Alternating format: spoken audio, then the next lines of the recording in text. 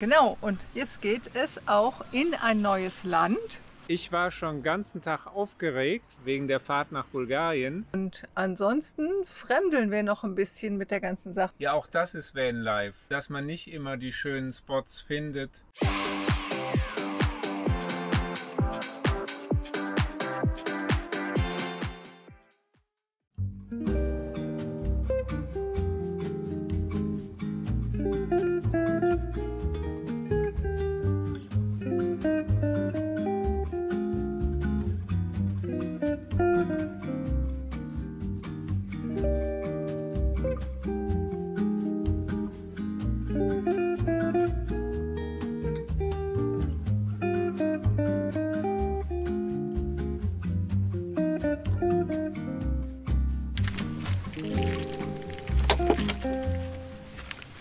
Willkommen zur neuen Woche und zu unserem neuen Video. Wir sind jetzt fertig mit dem Aufräumen. Heute Morgen gefrühstückt, gespült, alles parat gemacht und jetzt wollen wir weiterfahren. Genau, und jetzt geht es auch in ein neues Land. Wir sind jetzt fertig mit Griechenland, nicht wahr? Also das reicht jetzt mit Griechenland. Jetzt wollen wir Griechenland verlassen. Wir haben jetzt lange genug hier Sachen gesehen. Und wir wollen in ein neues Land. Nach Bulgarien. Und das ist schon ein bisschen aufregend, weil das ist ein Land, in dem wir beide noch nie waren. Und man hört ja dies und das. Viele sind ganz begeistert, andere sagen, oh, ist aber nicht unkompliziert und kriminell und ihr müsst aufpassen und ich weiß nicht was. Also wir werden wie immer unsere eigenen Erfahrungen sammeln, hoffentlich nur gute. Ja, neue Sprache müssen wir uns einarbeiten. Und neue Schrift. Jetzt können wir gerade so ein bisschen diese griechischen Buchstaben lesen. Jetzt müssen wir uns mit Kyrillisch auseinandersetzen. Und neue Währung. Ja. Also es kommen ganz schön viele Sachen auf uns zu. Puh. Aber wir werden uns diesen Anforderungen stellen. Ja, wir hatten an sich vorgehabt, so durch den westlichen Teil von Bulgarien zu fahren. Sehr schöne Landschaften, Berge, Höhlen, Klöster und ich weiß nicht was. Und es ist für die nächsten Tage aber Regen, Gewitter, Unwetter, alles Mögliche angesagt. Also werden wir jetzt erstmal Richtung Schwarzes Meer fahren und dann mal gucken, wenn das Wetter vielleicht besser wird, ob wir dann nochmal einen Abstecher in die andere Richtung machen. Ja.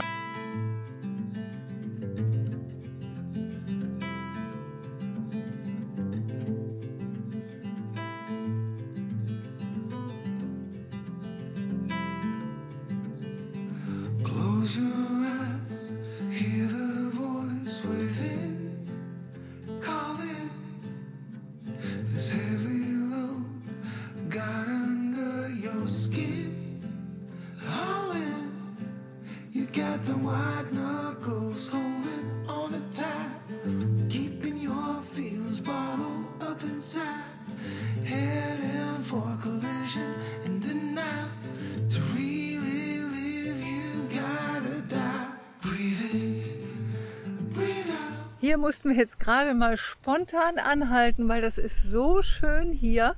Das ist hier der Nestor Nationalpark. Das ist ein riesiges Delta von dem Fluss Nestor mit, ja, wie ihr seht, einer riesigen Wasserlandschaft. Und auf dem Weg haben wir auch schon so einige Störche gesehen. Das eine Storchennest können wir euch zeigen. Für die Störche waren wir immer nicht schnell genug, beziehungsweise die waren dann auch zu weit weg, um die hier gut vor die Linse zu bekommen.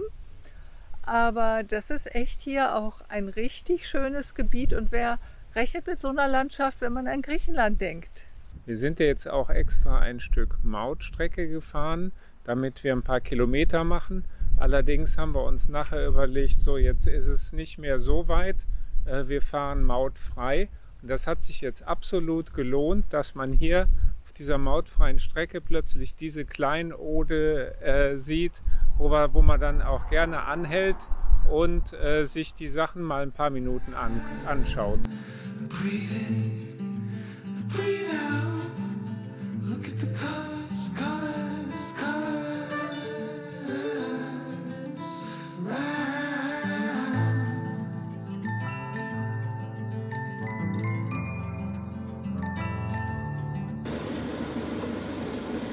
Ja, Sas. Okay. Zurück in the next window. Aber dann Dobar den, what is it? Camper. Camper. Ja. The parking control. Okay. Open. Ja. Wir sind in Bulgarien. Juhu! Wir haben es geschafft. Es war jetzt auch nicht so schwierig. Also die Grenze wird vom griechischen und bulgarischen Zollbeamten so zusammen gemacht. Also man fährt ans erste Fensterchen ran und reicht dem Griechen da seine Ausweise durch und der reicht die dann im Bütchen weiter zum bulgarischen Kollegen, wo Im man am Bütchen, zweiten ja. Fenster, ja, sind doch Bütchen Ja. gewesen, ja. Stimmt. Und wollten wissen, was wir für ein Fahrzeug haben. Dann haben wir gesagt, das ist ein Camper, hat er sich gefreut. Und dann durften wir hinter der Schranke nochmal auf den Parkplatz fahren zur Kontrolle und alles aufmachen. Und dann hat einer mal überall, also Ja, nicht in die Schränke geguckt. Er wollte gucken, wie schön unser Camper ist. Wahrscheinlich. Hat aber sich jetzt nicht so großlobend geäußert. Stimmt. Da hat ein bisschen der Enthusiasmus gefehlt. Denn letztendlich machen die Kontrollen, ob man hier irgendwelche Personen über die Grenze schleppt. Also er hat so praktisch in alle größeren Räume reingeguckt, ist nicht in die Schränke oder so und war dann auch relativ schnell erledigt. Und insgesamt haben wir jetzt Viertelstunde an der Grenze Ja, verbracht, Viertelstunde, 20 Minuten Und auch schätze nur, ich weil mal. eine Spur erst zu war und Und nur eine auf. So. oder nur eine auf. Und es ging aber trotzdem schnell. Ja, war also jetzt okay. Ja, und jetzt sind wir in Bulgarien. Die Straße hier ist ja ganz gut und deswegen ist sie auch mautpflichtig. Also in Bulgarien muss man eigentlich eine Vignette kaufen, weil die Vignette eben nicht nur für die 2 Autobahnen gilt, die sie hier im Land haben, sondern für alle halbwegs vernünftigen Straßen, wenn man vorankommen will. Und wir haben die Vignette gestern schon online gekauft. Man kann die als digitale Vignette kaufen, dann ist das Kennzeichen registriert. Und wir haben jetzt eine für 14 Euro. Ja, für wie lange? Für einen Monat. Für einen Monat und das waren 14 Euro.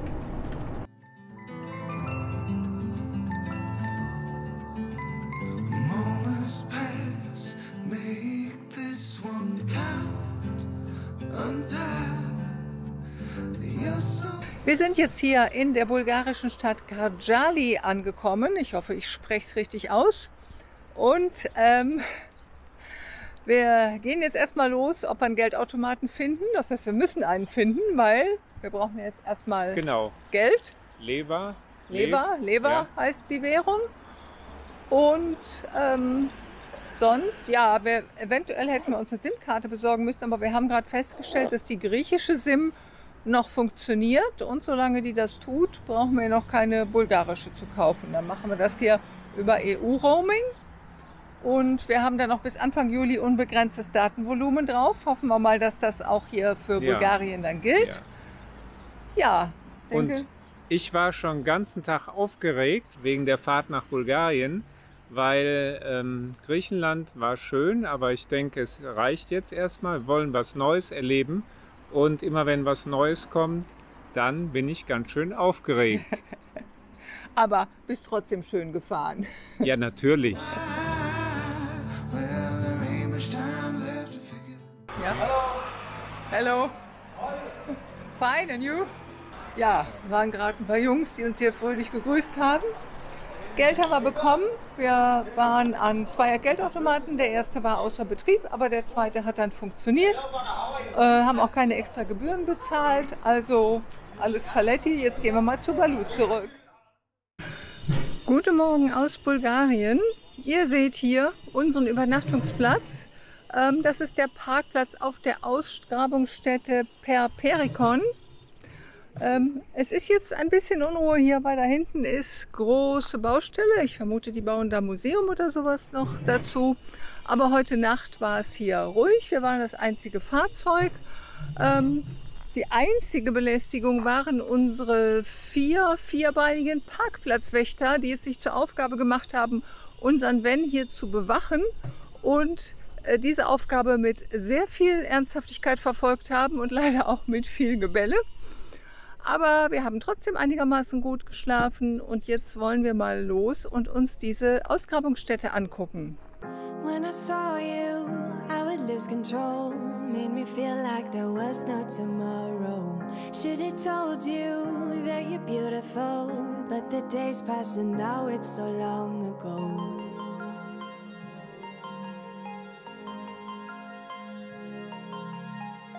Did you make it? Did you break free? Did you manage to be who you wanna be? Maybe somewhere you think about me too. Perperikon ist eine alte thrakische Siedlung oben auf dem Gipfel eines Berges. Es ist wohl ein Felsenheiligtum gewesen. Es gibt ein paar Reste von Palästen zu sehen, habe ich gerade gesehen. Also die Beschriftung ist ausschließend im Bulgarisch. Also wir arbeiten ein bisschen mit Google-Übersetzer. Deswegen haben wir das mit den Palästen schon mal mitgekriegt. Und ja, es muss hier eine riesige Stätte sein. Wir sind schon ganz schön hier hochgeklommen.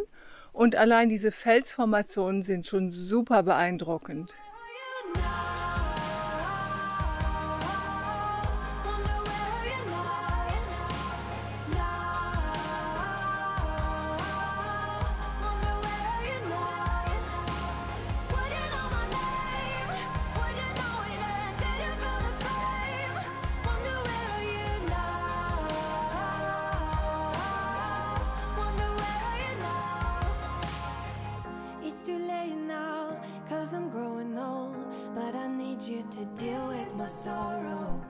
Diese thrakische Siedlung ist 1500 vor Christus wohl hier gegründet worden, aber dieser Ort ist noch sehr, sehr viel älter, denn es war schon zur Steinzeit hier eine Kultstätte dieser Felsen.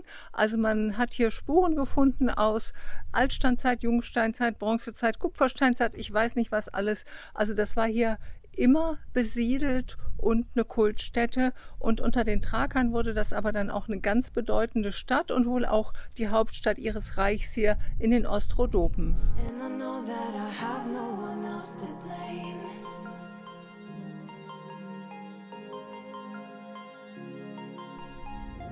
Did you make it? Did you break free? Did you manage to be who you wanna be? Maybe somewhere Geld gefunden. Der Aufstieg ist ganz schön anstrengend, aber es lohnt sich auf jeden Fall. Es ist so toll hier.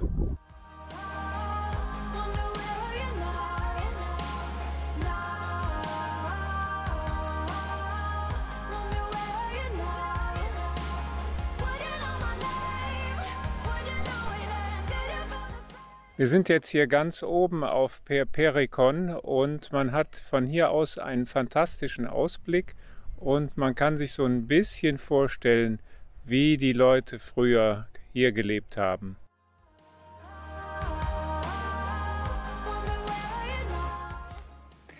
Hier sind wir jetzt an der Westbastion angekommen, der antiken Festung. Also oben die Akropolis auf dem Hügel, die stammt ja dann aus der Antike, also etwas nach der Thrakerzeit. Und überall sind hier noch eben diese Mauerreste zu erkennen und man klettert hier über die Felsen und hat wieder richtig so ein Entdeckergefühl. Also die Erklärungen auf den Tafeln sind etwas spärlich. Hier oben sind die Tafeln mittlerweile auch völlig verblasst, kann man gar nicht mehr lesen. Aber das macht ja nichts. Wir lassen einfach hier die Szene und die Steine und alles auf uns wirken.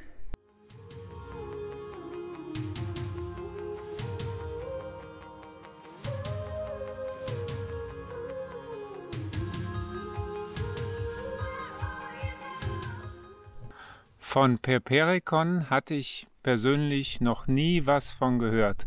Ich kenne Machu Picchu, ich kenne viele andere Sachen vom Hörensagen oder vom Selbstsehen, Perperikon nicht. Ich bin froh, dass ich es jetzt kennengelernt habe. Es ist fantastisch und lohnt sich auf jeden Fall hinzugehen. Ja, und offensichtlich sind wir nicht die Einzigen, die das nicht kennen, denn es ist hier wirklich sehr wenig los. Hier sind ein paar wenige, wir vermuten, bulgarische Touristen. Ein Pärchen irgendwie aus Schweizer, glaube ich, haben wir getroffen. Und es ist aber wirklich kaum was los. Und man kann das hier in aller Ruhe erkunden. Es ist natürlich auch noch alles ein bisschen provisorisch teilweise. Aber wie gesagt, so hier einfach über die Felsen zu klettern und sich das anzugucken, das macht richtig Spaß und hat uns super gut gefallen. Das Ganze hier ist auch ein recht preiswertes Vergnügen. Also der Eintritt kostet wenige Lev. Ich glaube 6 Lev für normal, also es sind ungefähr 3 Euro und 2 Lev hätten wir als Rentner bezahlt. Aber de facto haben wir gar nichts bezahlt, weil wir haben nur frisch vom Geldautomaten den 100 Lev-Schein und den konnte der gute Mann nicht wechseln an der Kasse und dann hat er gesagt, können wir halt so durchgehen. Und unten am Parkplatz, das kostet auch für einen PKW 1 Lev, fürs Wohnmobil wollte es 2 Lev, hatte aber auch kein Wechselgeld für unser großes Geld. Also bis jetzt haben wir noch gar nichts hier bezahlt. Wir sind zurück am Ven. Wir haben jetzt fast 3 Stunden gebraucht und wir haben noch nicht alles gesehen. Jetzt braucht man natürlich auch immer ein bisschen Zeit fürs Filmen und so weiter. Aber es ist schon sehr weitläufig und man kann sich richtig viel angucken. Jetzt auf dem Rückweg hatte der Mann in dem Kassenhäuschen auch Wechselgeld, dass er uns auf den 100 Leverschein rausgeben konnte. Also wir haben jetzt unsere 4 Lever Eintritt bezahlt, das sind knapp 2 Euro. Und dann konnten wir hier auch auf dem Parkplatz bezahlen, das waren nochmal 2 Lever fürs Parken. Und ja, jetzt gucken wir gleich mal, wo es als nächstes hingeht.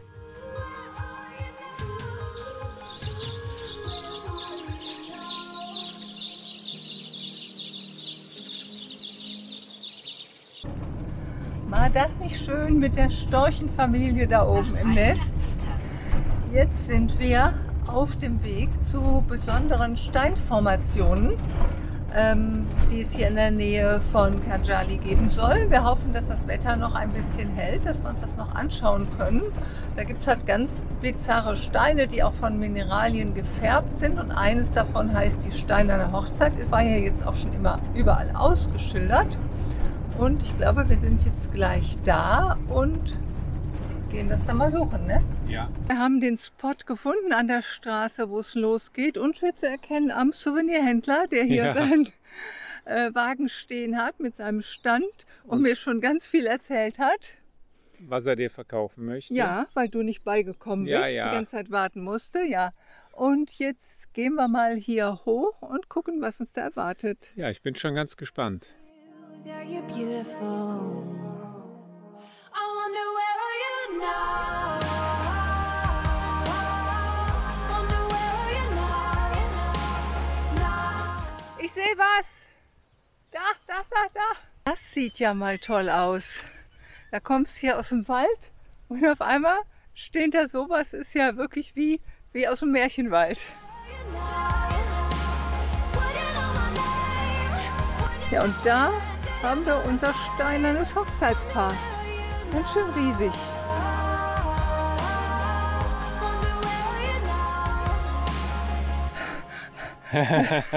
Das war echt klasse, diese steinerne Hochzeit. Richtig schöner kleiner Ausflug. Also es war jetzt gar nicht weit, du warst irgendwie in 10 Minuten oder so da, Ja. ne? Aber diese Landschaft, das ist echt schon faszinierend, was die Natur hier so zu schaffen vermag. Immer wieder schön. Ja, und es ist beeindruckend, dass dass es so wenig bekannt ist. Ja, jetzt geht's zurück zu Baloo und dann mal Kaffee trinken und mal gucken, wie wir den Abend weitergestalten. genau, wo es uns jetzt noch hin verschlägt. Die Straßen in Bulgarien, die nicht der Mautpflicht unterliegen, sind in einem ziemlich schlechten Zustand. Zwar gibt es auch Leitplanken an den Seiten, aber die sind ziemlich verrostet und ansonsten muss man jedem Schlagloch ausweichen. Die anderen Straßen, die mautpflichtig sind, die sind eigentlich in einem recht passablen Zustand. Dafür hast du auch hier mehr Tiere auf der Straße.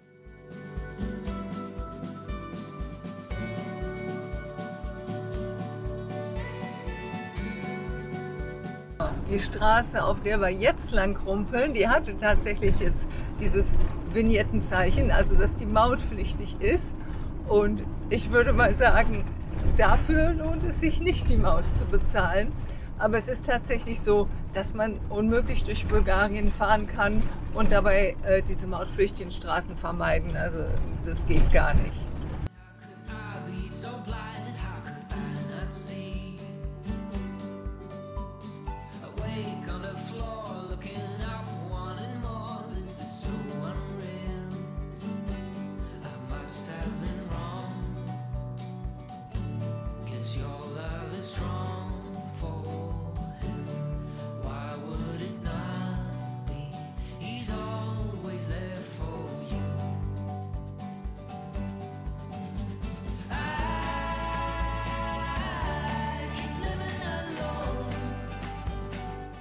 Es war eine lange Fahrt über kurvige, enge Landstraßen, aber die Landschaft hat uns wirklich super gut gefallen.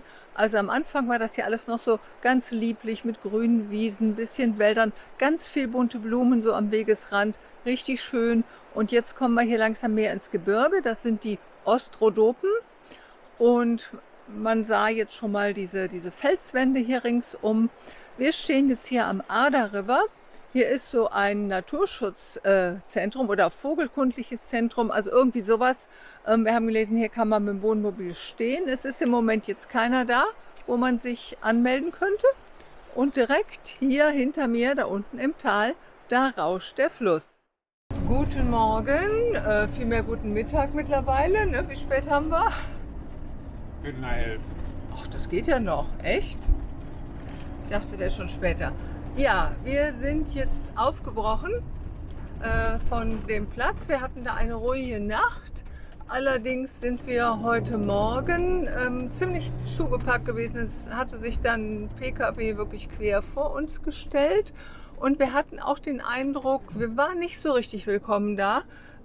Es waren dann da ein paar Leute, die da hin und her liefen und uns erstmal ignorierten. Aber als wir dann zum Haus gingen, hat man uns eben gesagt, ja, das sei hier kein Wohnmobilstellplatz. Also der war als war er halt als Wohnmobilstellplatz ausgewiesen. Und wir sollten doch jetzt bitte wieder fahren. Und ich meine, das hatten wir jetzt eh vor, das machen wir jetzt. Er sagte, wir könnten gerne einen Kaffee trinken, aber es wäre ein Parkplatz fürs Restaurant. Kein Wohnmobilstellplatz. Ja, jetzt fahren wir zu einer Flussschleife, das ist ja der Fluss Arda hier. Und da gibt es so einen neudeutschen Horseshoe Bend, also so einen hufeisenförmigen Meander. Und das wollen wir uns jetzt gerne mal anschauen. So, wenige Minuten später sind wir schon da und jetzt steigen wir mal aus und gucken uns das an.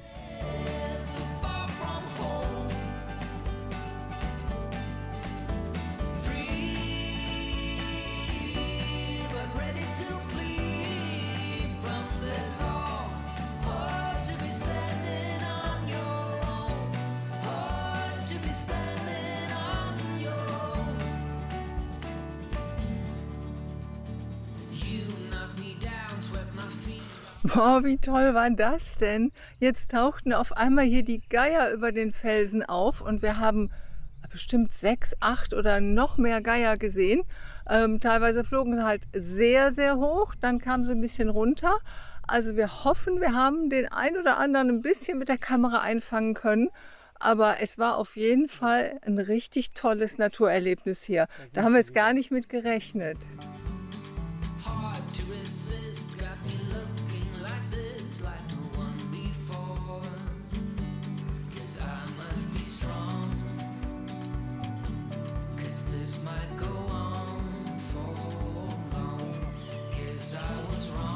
Jetzt fahren wir weiter Richtung Schwarzmeerküste, sind noch ein paar Kilometer zu fahren, ein paar Stündchen. Also wollen wir nicht allzu spät losfahren. Auf dem Weg müssen wir noch einkaufen fürs Wochenende. Und da wissen wir noch gar nicht genau wo. Das ist halt in einem neuen Land dann auch immer spannend rauszufinden, wo gibt es jetzt welche Geschäfte, was für Möglichkeiten zum Einkaufen gibt es. Also gestern sind wir über diese kleinen Dörfchen gejöckelt, habt ihr ja gesehen. Und da war also wirklich gerade gar nichts. Da waren noch nicht mal irgendwelche kleinen Lädchen. Die waren ja teilweise auch die Hälfte der Häuser völlig zerfallen und so. Und jetzt mal gucken, ich weiß gar nicht, ob wir noch durch eine größere Ortschaft kommen, aber Google wird uns weiterhelfen und im Zweifel ein Lidl gibt es immer irgendwo. Wir waren einkaufen. Ja, und es war gar nicht so einfach. Also wir sind erst zu einem Supermarkt, hatten uns halt einen rausgeguckt. Ich meine, wir wissen ja jetzt nicht, was es hier für Läden gibt und so. Hatten uns dann einen rausgeguckt, der ein bisschen größer aussah. Aber das war wirklich ein absoluter Ramschmarkt, ne? Also so, ja, hatten wir den Eindruck. Also nicht nur Discounter, sondern eben wirklich, gab jetzt nicht so viele schöne Sachen und so an Obst und Gemüse konnte man komplett vergessen. Richtig. Also sind wir reumütig dann doch zum Lidl gefahren und der war jetzt richtig schön hier. Also gab es auch hier ein Obst und Gemüse und so frisch und was Leckeres zum Kaffee haben wir uns geholt. Das ist ja auch immer die Stärke vom Lidl, hier die Backwaren. ansonsten fremdeln wir noch ein bisschen mit der ganzen Sache, würde ich sagen, ne? Weil es ist halt auch alles schwierig zu lesen mit der kyrillischen Schrift. Und die Google-Übersetzer-App produziert auch viel Unsinn, wenn man die auf so eine Packung hält. Ich weiß nicht, ob da dann irgendwelche blumigen Werbeumschreibungen drauf sind oder was. Jedenfalls hilft das nicht immer weiter. Und wir haben die Leute bisher auch als eher reserviert empfunden. Ne? Also jetzt nicht so ganz freundlich. Das haben wir in Griechenland anders empfunden. Ja. Ne? Die waren da überschwänglich freundlicher. Ja, ja. Ja gut, dann gucken wir mal, machen wir uns mal weiter auf den Weg, was wir sonst noch für Erfahrungen in Bulgarien machen. Wir haben 3:30 und gerade erst eingekauft und tierisch Hunger. Und was machen wir jetzt? Mittagessen auf dem Lidl-Parkplatz. Ja, auch das ist Vanlife, dass man nicht immer die schönen Spots findet und einfach mal auf einem Lidl-Parkplatz steht und dort isst oder sogar vielleicht übernachtet.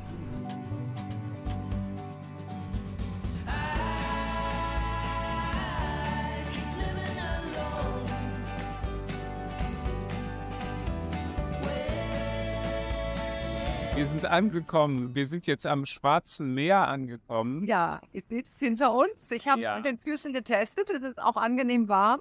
Ja, und da, wo wir stehen wollen, haben wir aber gesehen, dass das eher was ist, dass das ein Parkplatz für die Strandfahrer ist und eventuell ab morgen voll wird und laut, sodass wir uns morgen was anderes suchen. Ja, aber jetzt ist es schon relativ spät. Jetzt haben wir auch keine Lust, noch weiter zu suchen.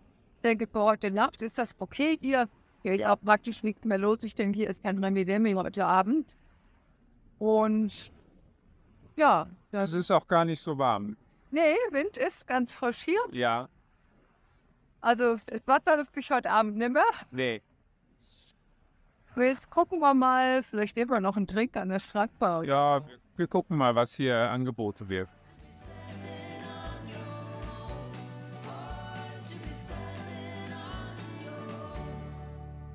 Ja, es ist eine schöne Strandbar hier, aber die machen jetzt schon zu. Es ist jetzt noch keine Saison.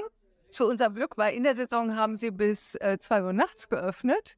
Und wir dürfen auch hier auf dem Parkplatz bleiben, haben wir gefragt. Jetzt zeig uns doch nicht immer nur den Hintern. Da kannst du mal aufhören, da hinten noch Krach zu machen. Jetzt habe ich wieder durcheinander geredet. Lava, Tschüss. Lava, Lava, Lava, Lava, Lava. Nochmal. Tschüss.